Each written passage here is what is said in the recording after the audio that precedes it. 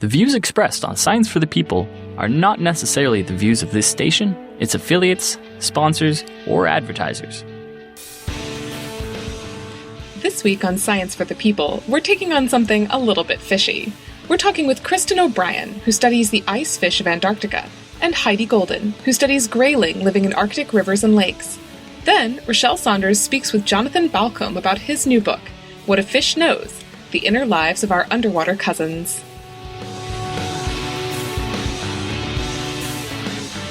Welcome to Science for the People. I'm your host, Bethany Brookshire, a science writer with Science News and Society for Science and the Public.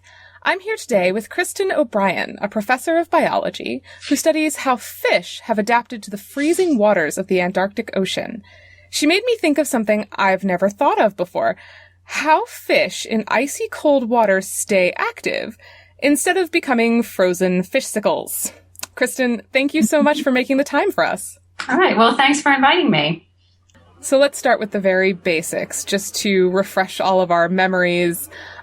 What does it mean to be cold-blooded like a fish as opposed to being warm-blooded like a person? Mm-hmm. So yes, fish are cold-blooded animals, which means that they're the same temperature as their environment. So a fish swimming around in a lake at 4 degrees Celsius in the wintertime is 4 degrees Celsius. And if the temperature increases to 20 degrees Celsius in the summer, then it's 20 degrees Celsius. And that's unlike a warm-blooded an animal like ourselves, which can maintain their body temperature regardless of what the environmental temperature is, which is very convenient if you're living in Alaska or working in the Antarctic in the wintertime. So that was one thing that really interested me about the biology of fishes early on, was the fact that these fish, some fish can endure 14 to 16 degree changes in their body temperatures that occur during on a yearly cycle, and they're fine. Whereas when we get a fever, if we get sick, and our body temperature increases by just a few degrees Celsius, we become very uncomfortable. And a 14-degree change in our body temperature, of course, would be lethal. And what I found particularly interesting about your research is that you study these fish, and you study kind of the coldest of the cold end, because there's freezing, and then there's really, really freezing. Right. How cold is the water in Antarctica? Yeah, so the temperature of the Southern Ocean hovers right around minus 1.8 degrees Celsius. So yes, it's very icy cold waters. And the only reason that water is not ice is because there's salt in it, right? Yes, that's correct. And how does that compare to more temperate waters in, say, the Atlantic off the coast of the eastern seaboard? Well, the temperatures there, I don't know quite off the top of my head, but I would guess that, they're somewhere between 10 and 20 degrees Celsius. That's a lot warmer. Yes. And what would happen to a normal cold-blooded animal, such as, say, a trout, when it's placed in this -1, -2 degree water in Antarctica? Yeah, well, the one big challenge for fish that are swimming around in this icy cold water is when they come in contact with ice. So if they ingest ice crystals, then those ice crystals can begin to grow, and of course that could become lethal. But fortunately, they have antifreeze proteins which prevent the growth of those ice crystals and prevent them from freezing. And there are also other adaptations that allow Antarctic fishes to survive and thrive in these really icy waters. For example, they have proteins that are more flexible, that allow them to function at cold temperature. And they have membranes, which are made up of lipids that remain fluid even at minus 1.8 degrees Celsius. So if you took a trout and you threw him into the Southern Ocean, if he came into contact with ice, he'd become an ice fishsicle. And then their proteins wouldn't function properly, their membranes would become more rigid, and it would not be a happy ending. And I had no idea until I read your research just how many adaptations fish really needed to adapt to this kind of climate. It turns out that there are fish who live in this incredibly freezing water all the time. And so the listeners may have heard before, and you mentioned that some of these animals have a natural kind of anti-freeze mechanism in their blood. What is this and how does it work? Right. So Antarctic fishes, as well as some Arctic fish as well, have antifreeze glycoproteins. So these are proteins that bind to the surface of ice crystals and prevent them from growing, from getting any bigger and disrupting the normal function of the animals. And yes, this was a key adaptation that allowed these animals to survive as the Southern Ocean started cooling about 20 million years ago. And the reason they stop them from doing this is because ice actually forms what we call a nucleation point, right? Right, so that's correct. Ice forms more ice. Exactly. But this isn't the only adaptation available. Can you tell me what an ice fish is? So an ice fish is a fish that doesn't have the oxygen binding protein hemoglobin. And it's called an ice fish because it really does look like an ice sculpture. They're quite beautiful. And ice fish are very unique animals. They are the only vertebrates in the world that don't have hemoglobin. And there are 16 species of ice fish. 15 of them live south of the circumpolar current in the Southern Ocean, and one lives in the Straits of Magellan. And to remind people who may not have been exposed to this for a long time, what is hemoglobin and what does it do? So hemoglobin is an oxygen-binding protein. It's the protein in your blood that makes your blood red. It's red because it has iron at the center of it. And it binds oxygen in humans. It binds oxygen at the lungs and then delivers it to tissues throughout the body. And in your tissues, oxygen is used to oxidize or burn the food stuff that you eat, whatever you ate for breakfast, and convert it into a usable form of energy called ATP. And in fish, it transports oxygen from the gills to the tissues. So you can think of hemoglobin as a surfboard that's carrying oxygen throughout your body. And hemoglobin binds oxygen extremely effectively, right? It does. It binds it and it releases it as well. It releases it at the tissues. And if it does this very effectively, how are ice fish able to manage without it? So the cardiovascular system of ice fishes has become adapted to the loss of hemoglobin and is markedly different from that of red-blooded fish. So the loss of hemoglobin results in a 90% decrease in their blood oxygen carrying capacity. So they're only carrying 10% of the oxygen around in their circulatory system that a red-blooded fish is. And they enhance their ability to carry oxygen, one, by having a lot of blood plasma. So they have a large blood volume because all the oxygen is dissolved in the blood plasma, which is the watery part of the blood.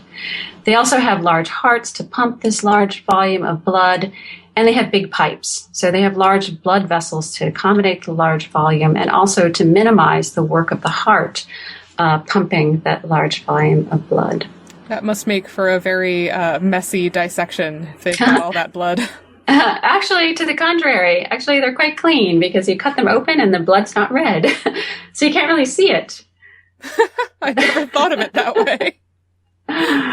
But part of this is helped by the fact that there's actually a lot of oxygen in the Antarctic Ocean, right? Exactly. Why is it there? Yeah. So oxygen solubility in water is inversely proportional to temperature. So the colder the water, the more oxygen that's dissolved in it. So these fish have these gigantic pipes. They have big pipes. They have big hearts. They have lots of blood. Does this allow them to be very active? What kind of niche do these fish fill? So no, these fish are not the Michael Phelps of the fish world. They tend to be benthic, sedentary fish, which means that they sit at the bottom, they're perched up on their big pelvic fins, And many of them are sit and wait predators, so they sit there and just wait for dinner to swim by. So like snakes, but... Yeah, so they'll ingest a big meal and then that'll carry them over for a while. And in your work, I saw that you mentioned a few times this lack of hemoglobin is actually something we call a disaptation, a mutation that's actually worse than the form that it adapted from. Why might this mutation exist? Well, it's thought that the loss of hemoglobin was a random mutation. So it occurred because there was a mutation in the DNA that led to the loss of hemoglobin. And it persisted in these animals, or these animals survived despite lacking hemoglobin because of the conditions that were in place when that mutation arose. So one, the water was very cold. So this mutation is thought to have arisen sometime between 2.2 and 5 million years ago. And by this time, the temperature of the Southern Ocean was less than 5 degrees Celsius. Another reason that it's thought these animals survived is because there's not a lot of competition in the Southern Ocean at that time. So they weren't having to compete against Michael Phelps to get their dinner. And there was lots of habitat that was available as well. So keep in mind that a mutation doesn't have to be beneficial to persist in a population. It can be neutral. And it's thought that the loss of hemoglobin is an example of a neutral mutation that doesn't affect the animal's fitness. That's how I like to describe natural selection. It is not survival of the fittest, it is survival of the good enough. Right, exactly. And these ice fish have bodies that are different in other ways as well. Can you tell me a little bit about their mitochondria? Mm-hmm. The mitochondria is the organelle in your cell, or a compartment in your cell, that's often referred to as the powerhouse. So it's that part in your cell that uses oxygen. It's why we need oxygen. And again, it uses that oxygen to burn up the food that we eat and convert it into ATP that our bodies can use as a fuel. So typically, the density of mitochondria, or the amount of mitochondria, say in your muscle, is positively correlated with your demand for ATP, or how much ATP you need. So for example, if you went out and started training for a marathon, your demand for ATP to fuel your running would increase, and your cells would start building some more mitochondria. So really active muscles, things like hummingbird flight muscles, have lots and lots of mitochondria. So about 50% of their flight muscle is occupied by mitochondria. Wow. And yeah. And what was somewhat surprising when scientists first started looking at the muscle of ice fishes, again, these are mostly very sedentary animals, they found that in their muscles they had really high densities of mitochondria. Not too much, not too different from that of hummingbirds. So somewhere around 35 to 40% of their muscle can be displaced by mitochondria. And what we have learned over the years that these mitochondria not only produce ATP, but they're also used as a way to store oxygen in the cell. So mitochondria are very lipid rich. Their membranes are made up of are made up of phospholipids. And those lipids and oxygen is soluble in lipids, so oxygen can be stored within the lipid membranes of mitochondria, and they also actually sort of are used as a highway for the movement of oxygen through the tissues. Kristin, these ice fish that we've been talking about live in a very remote part of the world, but it seems like there's no part of the world that is quite remote enough for us. Yeah. What have people been doing with ice fish and their habitat? Yes, that's right. Antarctica is facing some of the same challenges that all other parts of the world are facing, and in particular with climate change. So the Western Antarctic Peninsula, where I work, is the fastest warming region in the Southern Hemisphere. And that is certainly a challenge for these animals that have evolved for millions of years in a very cold environment. And another challenge faced by these animals is commercial fishing. So sometimes folks are surprised when they hear that there's commercial fishing in the Antarctic because they think of it as such a pristine environment. But unfortunately, that's not the case. You work on these animals at the Palmer Station. Mm-hmm. What exactly are you studying about icefish? Mm-hmm. So we, as well as other scientists, are trying to determine what is the capacity of these animals to withstand increases in temperature, and do they have the capacity to make the adjustments necessary in their physiology to withstand increases in temperature. And I know we've been talking a little bit about fishing. Have you eaten one? I have. How was it? Well, when we cooked it in butter and garlic, it tasted like butter and garlic. Oh, that's kind of disappointing. Is it flaky? Is it like Chilean sea bass? I haven't had Chilean sea bass, but no, the ice fishes are fairly bland. I think because they don't have hemoglobin. We haven't talked about this, but they also don't have the intracellular oxygen binding protein myoglobin either. So they're not incredibly flavorful. No. But these ice fish seem really fascinating just because their biology is mind-boggling. Mm-hmm. But why is it important to study them? Why should we be working to learn more about them? Mm-hmm. Well, one, because they're just fascinating animals in their own right. But also because they're a natural genetic knockout for understanding hemoglobin and the function of hemoglobin. Scientists often use rats or mice, and they knock out hemoglobin to gain a better understanding of its function. But here we have a natural genetic knockout to do that.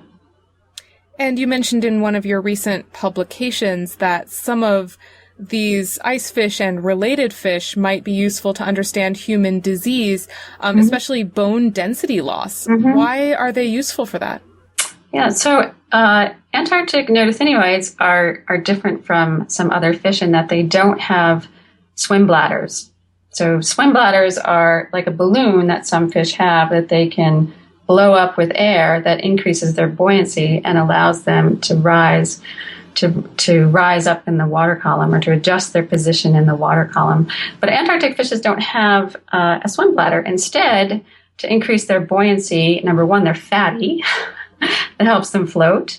And number two, they have bones that are not quite as dense as temperate fish. And ice fishes in particular don't have very dense bones. So again, it's a great model system for understanding how things can function. Well, with all that extra fat on them, I'm surprised it didn't improve the flavor a little bit. I guess it's probably good, though, in the long run that they're not so tasty. Kristin, thank you so much for making the time for us. Your research is absolutely fascinating. We will be linking to Kristin O'Brien's research on icefish at scienceforthepeople.ca. When we get back, we'll be speaking with another scientist who studies fish at the opposite end of the Earth and find out how Arctic grayling keep going when their streams and lakes freeze solid. Science for the People is a weekly radio show and podcast that explores everyday life from a scientific perspective. We are a member of the Skeptic Network, a collection of blogs, podcasts, and video content focusing on science and critical thinking. To find out where Science for the People airs near you, or to listen to past episodes, check out our website at scienceforthepeople.ca. You'll also find links to support us at Patreon, to connect with us on Facebook and Twitter, and to subscribe to the podcast in iTunes. And now, back to the show. Welcome back to Science for the People. I'm Bethany Brookshire, and I'm here with Heidi Golden, a graduate student in aquatic ecology based at the University of Connecticut. She studies a fish called the Arctic grayling, where it lives, and how it interacts with its environment. Heidi, thank you so much for being here with us. Well, thank you for having me. Now, I always thought, before I went to the Arctic recently, I always thought that winter wouldn't really be a big deal for fish because they're in the water, right? And the water is fine. Until it freezes, right? But winter in the Arctic presents some very unique challenges to being a fish. And I was wondering if you could go over what happens to fresh water in the winter in the Arctic. Okay, well, as you could imagine, when the temperature becomes -40 outside, the water in that environment freezes pretty solid. So if you're a fish in the Arctic, you have some choices. You either stay in an area where the water is deep enough that it's not going to freeze, or, well, really that's it. You have to be in an area that's deep enough that it's not going to freeze, unless you migrate out into the ocean or something like that. But for fish that are exclusively freshwater, they need to be in an area that's going to not freeze and also not go what we call anoxic, meaning that the oxygen in the water will maintain your survival too. So that's really what they need to do, and they need to go into a state of we would call it like torpor, or it's not hibernation, but it's very low activity. And that's what they do. They just sit there and they wait it out. And if everything, in my reading, I found that everything shallower than 2 meters freezes solid. And 2 meters is relatively deep for a stream or a pond or something like that. Where do these fish end up going? Exactly what you said. They go to areas, and we say areas that are deeper than 4 meters for fish survival. So you need to have a pocket of water that's going to be big enough to both, not freeze more than 2 meters, because you will get 2 meters of ice cover on a lake or a pond, and then also have enough unfrozen water underneath of that to not go anoxic, right? And you specifically study the Arctic grayling, which is one of those fish that actually manages to do this. Right. What is an Arctic grayling? So an Arctic grayling, it's related to salmon and trout. It's in the salmonid family. It looks about the size of maybe a brook trout, if people are familiar with fishing, and about 18 inches or so is an average grayling size. They are beautiful fish. They have large scales, but the scales are kind of iridescent. And depending on which population you're looking at, they can be from like a deep purple to pink, with pink stripes. And they have this amazing sail-like dorsal fin. So the dorsal fin is the large fin that's on the top of a fish. And sometimes that fin extends all the way back and touches their tail. It's that long, for some fish. And that too also has like these stripes that come up it. So it's a very striking fish. It's also really a fun fish to catch, especially if you're catching it on like a fly line or something. They'll jump out of the water and, just give you a good fight on the fly line too, if you enjoy fishing for sport. What else could I tell you about the grayling? Well, I always wonder, when people study fishes or species that are edible, have you eaten one? Okay. The answer to that is yes, I have, but it was not pleasant. And not because grayling are not palatable. People eat them, and actually, from what I've heard from people who live in Alaska, that it's one of the fish that people look forward to eating because they are a spring spawning fish. So that means when they come out of their overwintering location to spawn, they travel a distance in the river and people can catch them easily. And after a long winter, people are really happy to get fresh fish like that, especially native communities. So they are very popular in that respect for being eaten. The reason that I had a bad experience, and there's actually a story that goes along with it. I hadn't eaten a grayling just because it's my study species, and I really am rather fond of them, first of all. I'm a vegetarian. I do eat fish, but I don't eat a lot of it. And also, it's like every sample you catch, it's a fish for me is a sample. I wouldn't want to waste a sample, right? But I had my academic advisor up with me, and he was determined to eat an Arctic grayling. And so he caught one that was not within our study system. It was in a lake that was neighboring it, and brought it back to the camp for dinner. And he was going to make a red wine reduction sauce with like some supplies we had, and had it all figured out. And he made this amazing looking dish, but he didn't scale the fish. And I mentioned just a moment ago that Arctic grayling have very large scales. I think he was used to eating trout that have very small scales, and you can get away with eating some scales of trout if you don't scale your fish. But with a grayling, we've discovered that you really need to scale the fish before you cook it. So that's why it's not the best experience. Yeah. Now, so Arctic maybe grayling, some other time, but that time was just not good. Maybe try it again with a skinned fish. Maybe. And now Arctic grayling are masters of survival in this incredibly cold Arctic environment. Can you tell us how they do this? Yes, they absolutely are masters of it. And so there are, on the North Slope, the area that I study, there's really only 6 species that are around, at least right now. So grayling are one of those 6 species, and they are the only one, aside from fish that will travel from the rivers out into the ocean, that are in the streams, right? So the streams freeze solid. Some streams will have a mixture depending on how close they are to other good overwintering habitat, like big deep rivers might have more species diversity than the shallower streams that you were walking around in this summer. But in those shallow streams, because they freeze solid, you have to be able to either somehow resist freezing, or you have to be able to move great distances to get to those locations that aren't going to freeze over winter. And so that's what grayling do. They really traverse this aquatic landscape great distances to get to locations that are suitable for overwintering, for spawning in the springtime, because those locations happen to be different from the ones that are most suitable for the adults to overwinter in. And then to get to good feeding locations too, because they need to gain enough resources for them to make these migrations from overwintering to spawning the next year too. And also to survive over winter and have enough fuel to produce eggs for spawning. So there's a lot hinging on their ability to get to these really good locations.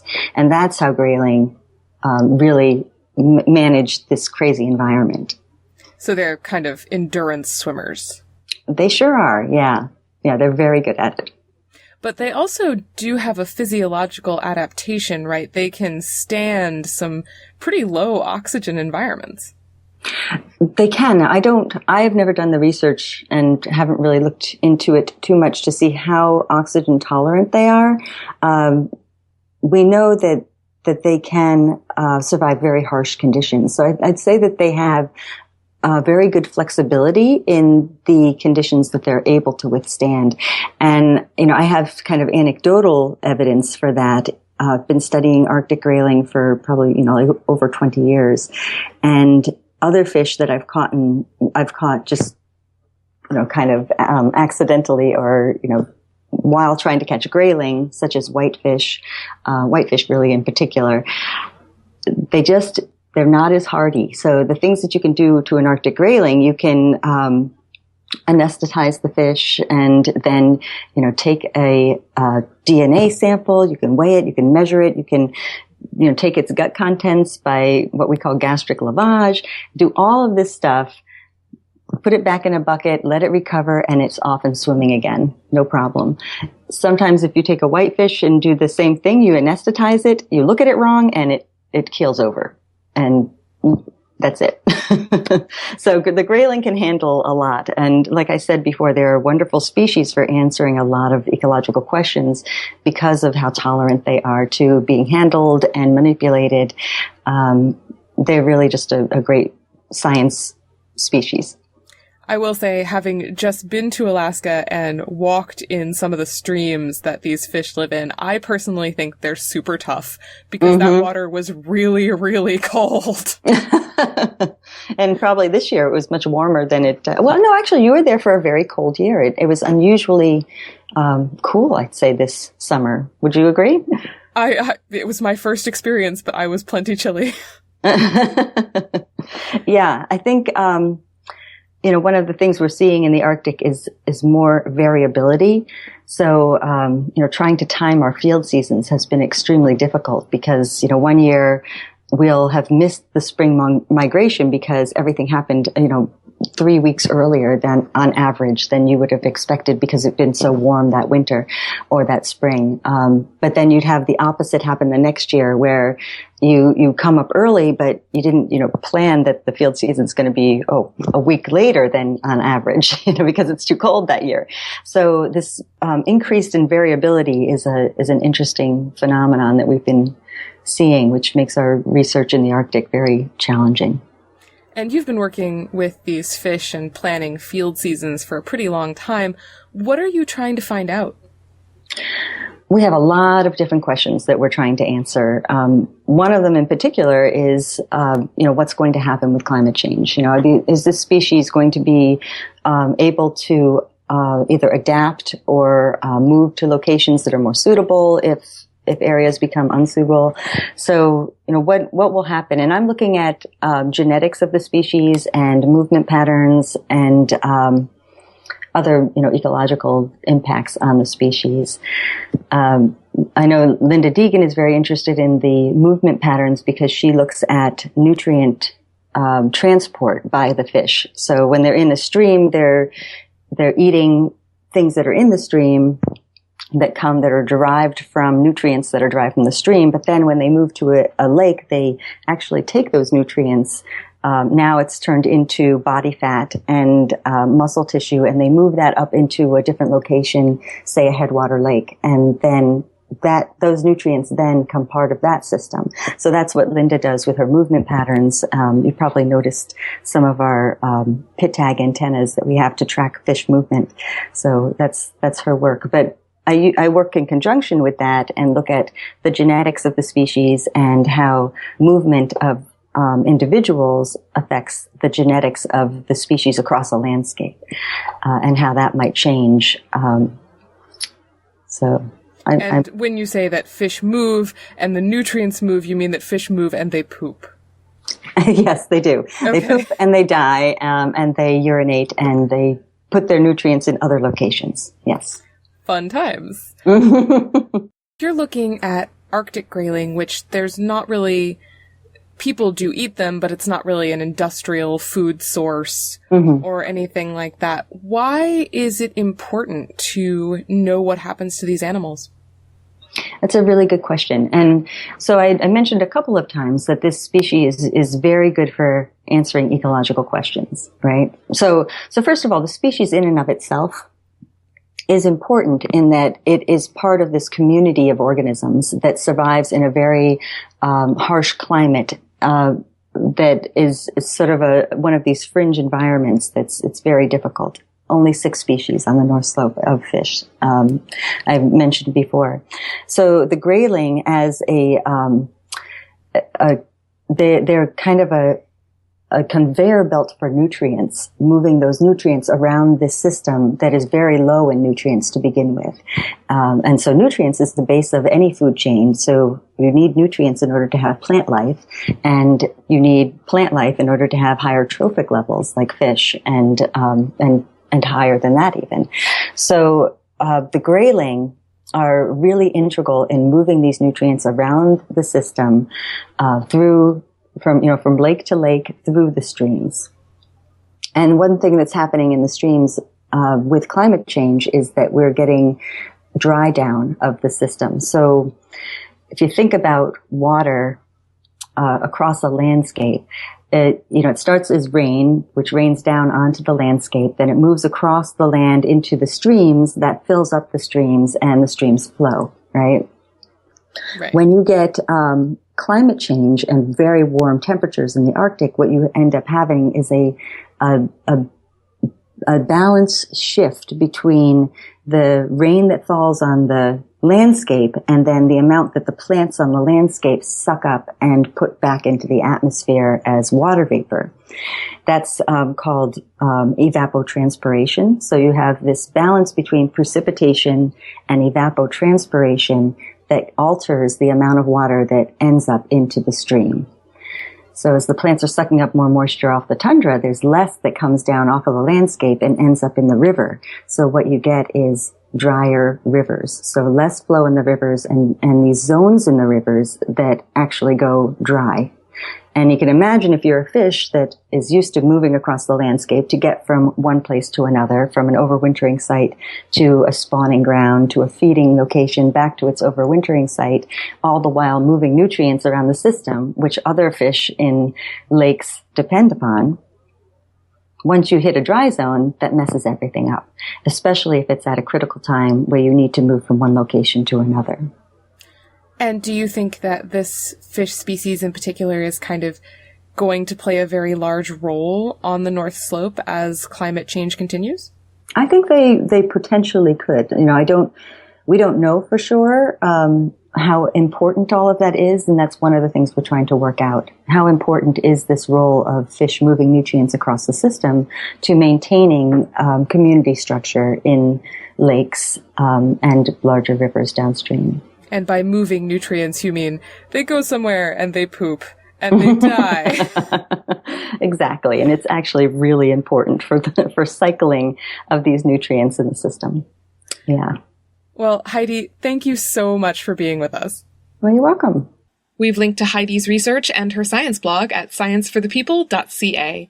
Next, Rochelle Saunders continues our fish-flavored theme. She's speaking with Jonathan Balcombe about his book, What a Fish Knows, The Inner Lives of Our Underwater Cousins. Every week on Science for the People, we take the latest in scientific progress and relate it to people, our friends, our families, our communities, and our society. And we give researchers, authors, and journalists the time to talk in depth about what matters to them.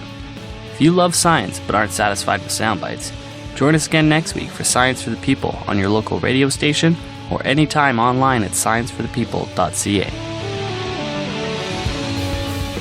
Welcome back to Science for the People. I'm Rochelle Saunders. With me is Jonathan Balcombe, the Director of Animal Sentience at the Humane Society Institute for Science and Policy, and the author of 5 books, including the newly released What a Fish Knows, The Inner Lives of Our Underwater Cousins. Jonathan, welcome to Science for the People. Hi, Rochelle.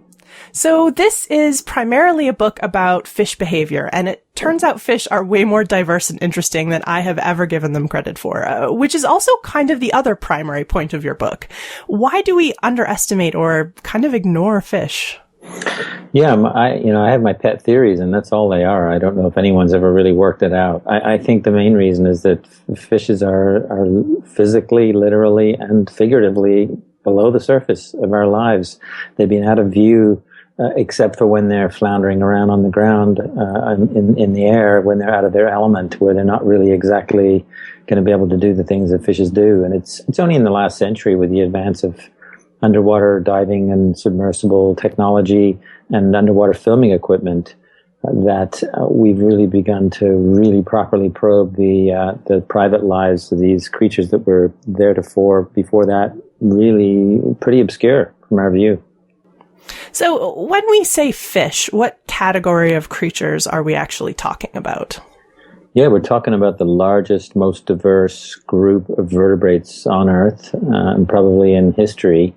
We actually are living in an age of fishes. They're immensely successful. The bony fishes, the teleosts, have diversified hugely in the past few million years, which is a fairly short period of time in evolutionary time. And there are more species of fish than all the other vertebrates combined, estimated over 32,000, over 32,000 described so far, and probably a few thousand to go. Consider that the largest habitat in the world is the abyss, the deep sea ocean, where the light doesn't even penetrate, and it's one of the least explored. Life down there is low density, but it's a huge, massive volume of habitat. So there are probably a lot of species down there that yet to be discovered. Whenever James Cameron or anyone else who's doing this deep sea exploration go down there, they find new species every time they go. So in your book, you talk about 2 main groups of fish, the bony fish and then the I'm going to screw this up, the cartilaginous group? Did I get even close? Cartilaginous, yeah, pretty much right on. Yeah, there's two groups, the teleosts, the bony fish, and the chondrichthyans, or the cartilaginous ones. So the latter group includes the sharks, the rays, and the skates. I forget how many species, but I think it's a couple of thousand. So the great bulk of the diversity is found in the teleosts, the bony fishes. And they pretty much live on all habitats, all aquatic habitats in the world. And they're remarkably diverse. And part of the joy of researching and writing this book was to uncover and discover the remarkable, varied, sometimes bizarre life histories, perceptual abilities, sex lives, social lives, cognitive skills, and emotions of these remarkably diverse creatures. Like you say, the term fisher fishes includes a lot of species, and like with any diversity, one thing you get is a diversity of brain power and intelligence. But so people get a sense of the range of intelligence. If you had to create a scale of the least intelligent fish on one side and the most intelligent on the other, do you have any idea of which fish would be on which side of the scale and why? Let me throw out, I've never been asked that, but let me just throw out a couple of candidates. I feel uncomfortable particularly assigning least intelligent to an animal. Who the hell am I to say? But whatever, let's just say that a male anglerfish. These fishes have the distinction of having evolved in this abyss, and it's very hard to find females, and they have the most bizarre, probably one of the most bizarre, if not the most bizarre, sexual life histories of any animal. A male anglerfish essentially latches onto a female if and when he finds her. There's about 160 known species down there, and it'll be easy to get the wrong one. So if you get the right one, you want to make sure you don't mess up, and you want to make the most of your investment. And so these anglerfishes, the males have evolved to be a fraction of the size of the female, sometimes 100th or small or less the size of the female. And when they find a female of their own species, they bite her. They latch on with specialized teeth, and that's it. They're done. They stay there for the rest of their lives. They become fused to her flesh. They inseminate her intravenously eventually, and they literally become little appendages. And some female anglerfishes have been found with 3, perhaps even more males who are like vestigial appendages attached to her. My guess is that you don't need a heck of a lot of cognition to lead a lifestyle like that once you've latched on. They have very keen senses when they're small, and they're looking, well, they remain small before they find the female. Good vision, because there's a lot of light communication down there in the dark. And very good smell, but they don't need those anymore either once they're latched on. So, I'm surmising here, but I'm guessing that the cognitive life of an adult male anglerfish is pretty limited. So that's the one end. At the other end, I would suggest perhaps a grouper. This is a large. They're often large, depending on the species. Chunky, bony fish of reefs. They've been found to have remarkable communication skills. They actually team up with moray eels to hunt cooperatively, and they inform a moray eel. A grouper will invite one with a special head shake or body shimmy, essentially as an invitation gesture. Will you come hunting with me? I'm hungry. How about you? And if the moray's in the mood, they swim off together. I have to say they look a little bit like a couple of characters from a Disney film. And then they head out over the reef, and they pursue fishes, and little ones who can get into the nooks and crannies of the reef can be pursued by the eel, who's sort of like a ferret at the sea. But if the fish escapes to the open water, the moray is waiting to pounce. So this referential communication is considered very sophisticated among any animal, never mind just a fish. They also will point to hidden prey if there's a moray nearby, so very deliberate, intentional behavior directed at the moray eel, and they'll sometimes go over and recruit the moray if the moray doesn't come over. They've been known to point for up to 25 minutes, so they're very patient about this. Lastly, these same fishes, these groupers, will often swim up to trusted divers on reefs to receive caresses, to get petted. And they're not having any parasite removal service, which may be the root of that behavior, this mutualism, this symbiosis you find on reefs where you have cleaners and clients. They're not getting cleaned in this situation. They're simply getting stroked. And so that's a nice illustration of the lust for pleasure in a fish. That relationship between the two different species and their cooperative relationship was really an interesting part of the book. I had not heard of that before. And the idea that they kind of meet up together and then decide to go hunt, that for me was really something I hadn't even thought of before. Yeah, that's right. That kind of behavior, it captures the notion that these animals, they're not just living in the moment. They can think ahead. They can plan. They are aware. They have the ability to reflect on a future scenario. That's sort of all suggested by this behavior, which is not something we typically associate with fishes.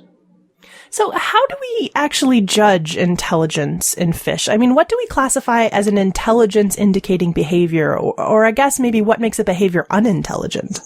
Yeah, I think part of the answer to that needs to be that we are very prone to seeing intelligence through our own lens, which is natural. We are humans, so we see it through our anthropocentric viewpoint.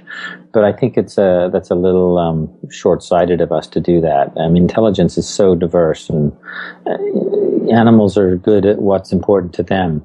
So, we don't need to know where the neighboring rock pools are in an intertidal zone, for instance, but a frillfin goby who makes a living by living in those pools at low tide and sometimes has to leap to safety to avoid an octopus or what have you, they happen to be extremely good at knowing how far and in what direction a neighboring rock pool is, and they can actually plop their way out to the open water if they need to.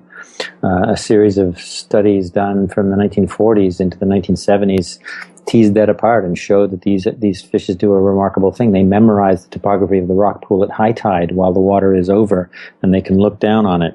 And in one trial, they can have it worked out in their head, make a mental map, and they can leap accurately from tide pool to tide pool when it's low tide without ending up stranded on the rocks. So that's an example of a particular form of intelligence that is highly developed in a very small animal. Is a 4 or 5 inch long fish, and it's something that they can do much better than we could do. Why? Well, it's not useful for us, and it is useful for them. So I think sort of when we look at intelligence in another organism, we should take into account their ecology. It helps to know their biology.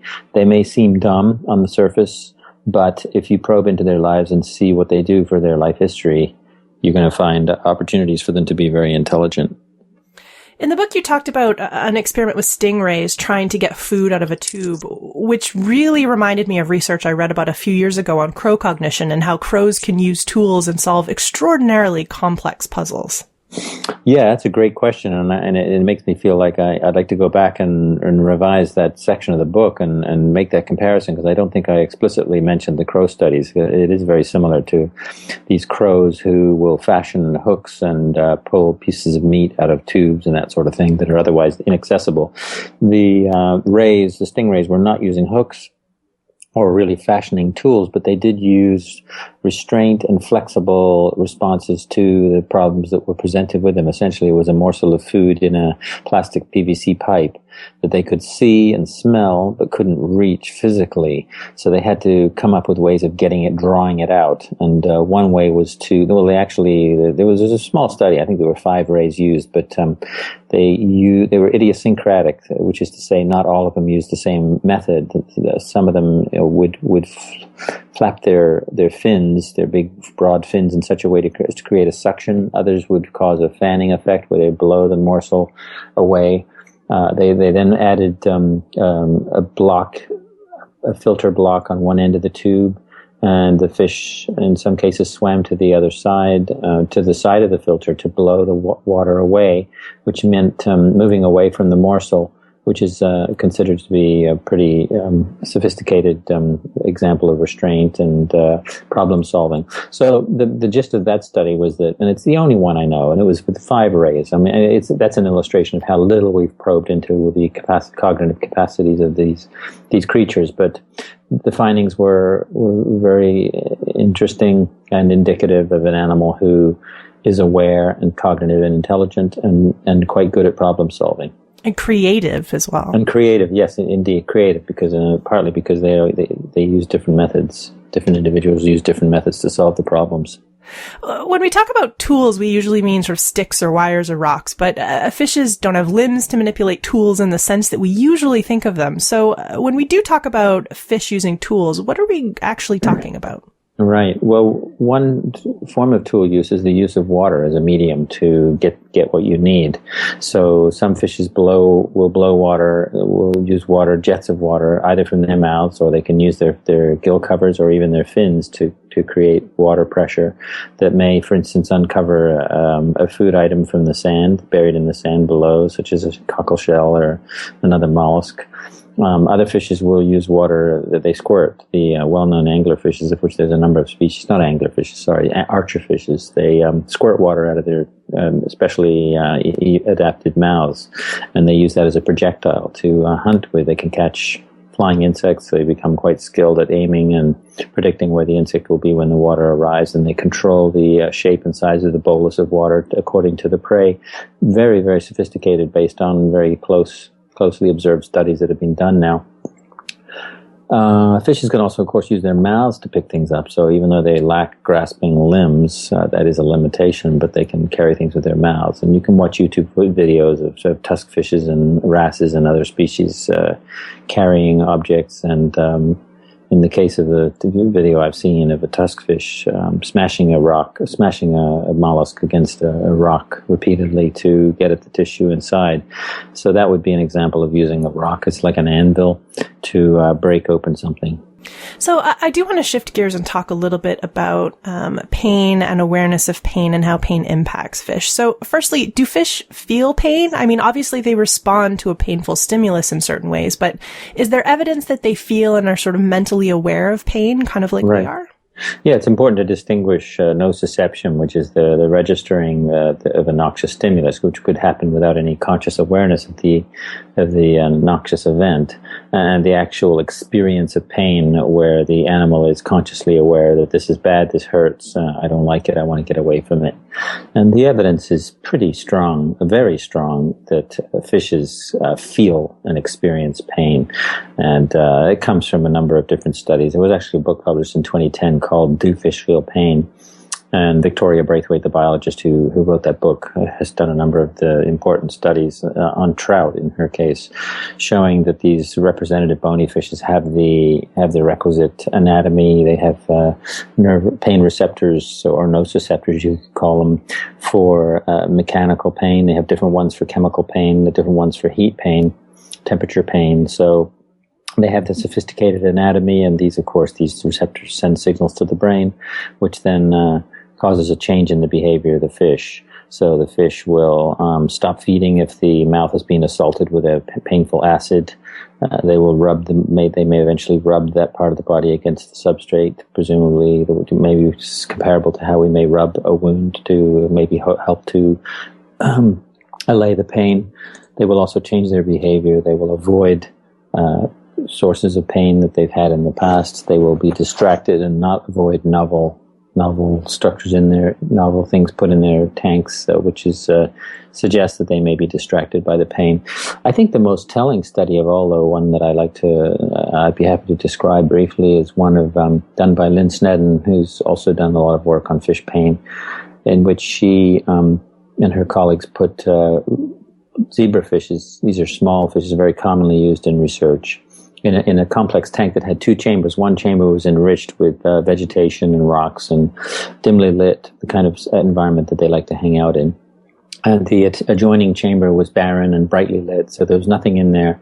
And perhaps not surprisingly, all of the zebrafishes spent all of their time in the enriched tank. And they continued to do so after some of them were injected with acid, which presumably causes lasting pain. And some of them were injected with a saline, which presumably doesn't cause any lasting pain, until they dissolved lidocaine, a painkiller, in the barren chamber. And when they did that, some of the fishes started to swim over to the barren side, the less preferred side, and would spend time there, despite it being normally undesirable place. And it turns out they were just the ones who had been injected with acid. So for me, that's a pretty elegant and convincing demonstration of the experience of pain in a fish and the fish's wherewithal to seek relief of the pain. So that's a pretty good example about how something like long-term or chronic pain would impact a fish, seeking out pain relief, even if the space you have to get pain relief or the way you have to get pain relief is really undesirable. Right. I mean, I think what's compelling about that study is that the animals are willing to pay a cost. It's like the economics of pain relief. They're willing to pay a cost. It's like us having a toothache, going to the dentist knowing that we're going to have a needle to give us the anesthetic. But being willing to do that because we're actually going to get pain relief in the long term. Some of the pain studies also very quickly address the secondary question of, do fish have good memories and can they remember? And clearly they can if they're avoiding something that caused them pain in the past. Yeah, there's quite a lot of studies on memory in fishes, and they certainly have good functional memories. There was a study done on rainbow fishes, another small bony fish, by Australian researcher Cullen Brown. He presented them with a mesh net that was moving from one side of the tank to the other, and there was one little escape hole in the middle. And over the course of 5 trials, they fairly quickly learned where this escape route was. And they went from being confused and sort of panicking on the first trial to calmly swimming through this opening, or quickly swimming through the opening on the last trial. And then he left things for 11 months, which is about a third of the lifespan of these little rainbow fishes. And then when he tested them again for the first time in 11 months, it was as if it was the 6th trial. It was as if they hadn't missed a beat. They swam straight through the hole. Naive fishes who had not been exposed to that apparatus didn't know what to do, but they quickly learned to follow the other experienced rainbow fishes. And that's another thing that fishes are quite good at, is observational learning. They watch other fishes and they see what they're doing. And if there's something useful to be gained from what the other ones are doing, they will model that behavior, and they will imitate them and learn by what's called observational learning. When we think about questions of animal welfare, especially within our own food chain and production lines, oftentimes we look at the way cows are treated, the way pigs are treated, the way chickens are treated. And this is really the first time I had thought very carefully about how we farm or catch fish, and how some of the animal welfare problems are really kind of ignored when it comes to a lot of our fishing requirements. Yeah, I think if we were killing terrestrial animals with them, I mean, it's bad enough how we do it as it is, but if we were killing them using the methods that fishes die typically in commercial and recreational fishing, which is to say suffocation, crushing, decompression, they're among the most common ways. I think we would be horrified and mortified. And yet, as I'm trying to convince readers, and I think the science shows, these are animals who are every bit as conscious and aware and capable of pain and suffering as are the terrestrial animals. And where there's doubt, we should give them the benefit of the doubt. So that's a compelling reason why we need to look hard at our methods, and we need to seek ways to reduce the impact that we're having on these creatures. And we're all out of time, but listeners, there is also a fascinating section in Jonathan's book about fish sex and parenting. So if we have piqued your interest in fish, do check out Jonathan's book, What a Fish Knows, The Inner Lives of Our Underwater Cousins. Jonathan, thanks for joining me today. Thanks, Rochelle. And if you want to learn more about Jonathan Balcombe, the Humane Society Institute for Science and Policy, or his other writings, we have links to get you started available on the show notes for this episode, which you can find on our website, scienceforthepeople.ca. Science for the People is produced by Rochelle Saunders and edited by Ryan Bromsgrove. Helen Quivalon is our publishing liaison. We get research help from Josh Whitten. Coordination and additional behind-the-scenes support comes from the enthusiastic Skepchick Network team. Our theme song was written and recorded by Fractal Pattern, and its title is Binary Consequence. Science for the People is listener-supported. You can find us on Patreon, where you can support us with monthly donations in any amount. In return, we regularly post special patron-only extra content and after-show casual conversations with guests. This show is created in partnership with the Skepchick Network, a collection of blogs, podcasts, and video content focusing on the intersection of science, popular culture, politics, and social justice. You can find out more about Skepchick at skepchick.org. The show is hosted by Rochelle Saunders and me, Desiree Schell.